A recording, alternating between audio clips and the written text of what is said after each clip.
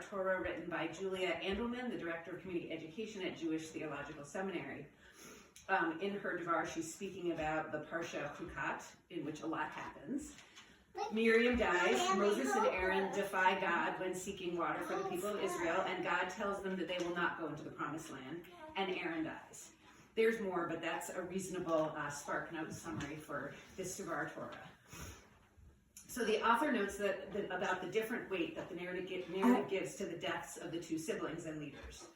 While Aaron's death and the associated preparations before and mourning after is described poignantly over the course of 7 verses, Miriam's death is dispensed with in a mere 5 words, reporting only the facts and location of her death and burial. The author wanted to explore Miriam's role further and give it its due. As we know, Miriam is connected to water, not only when she led the Israelite women in song and dance after they miraculously crossed the Sea of Reeds on dry land, but even earlier when she watched over her baby brother Moses as he lay in a basket in the Nile, waiting to see what would happen to him, and ensuring once Pharaoh's daughter found him that it was his own mother who nursed and cared for him in his early years. The author was intrigued by the idea of the locus of Miriam's heroic act during childhood, water, which becomes the focus of her communal leadership as an adult. As a child, she ensures her brother's safety from the unpredictable twists and turns of the waters of the Nile. In adulthood, she ensures the Israelites' survival through unpredictable realities, a nomadic desert life through the gift of water. By the water, she takes initiative as a child in the context of family. By and through water, she nourishes and inspires as an adult in the context of community. There'll be a good end, I promise.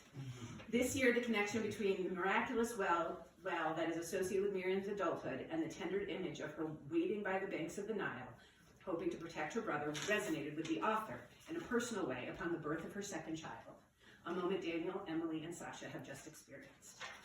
The author notes, while most sibling relationships in the Torah are models of discord and competition, the biblical texts about Miriam and Moses and the many rabbinic sources that elaborate on them tell the story of a very different sort of sibling relationship, one of protection, care, and wise forethought, defining a partnership of leaders that lasts from birth to death. We focus on Moses as the Israelites' greatest prophet, teacher, and leader, but it was the only insight and initiative of his older sister, a prophet, even as a child, according to the rabbis, that made his leadership possible. Perhaps it's no coincidence that in the same parsha in which Miriam dies, Moses loses his bearings and goes astray. Even as the emissary between the Israelites and God, Moses remains a little brother, powerfully supported and influenced by his sister's gifts and presents.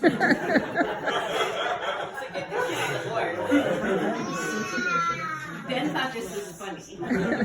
For those of us blessed with loving and caring older siblings, our realities have always included them. How much might we take for granted to the extent that we implicitly rely on their guidance and spiritual reinforcement? Of course, we must also acknowledge that over the course of years, siblings will inevitably annoy, anger, and hurt one another at times, even in loving relationships.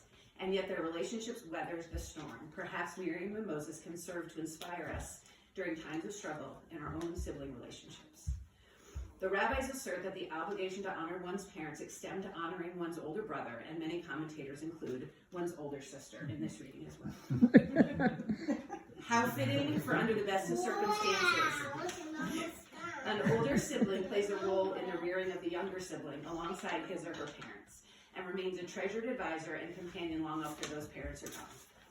May our beloved Sasha be endowed with Miriam's tender devotion to her younger sister, and may Carina be blessed to grow up with such a deeply caring presence watching over her from the shores of her own Nile or the Ashokan Reservoir, sustaining her spiritually in her own deserts and celebrating her when she crosses her own seas.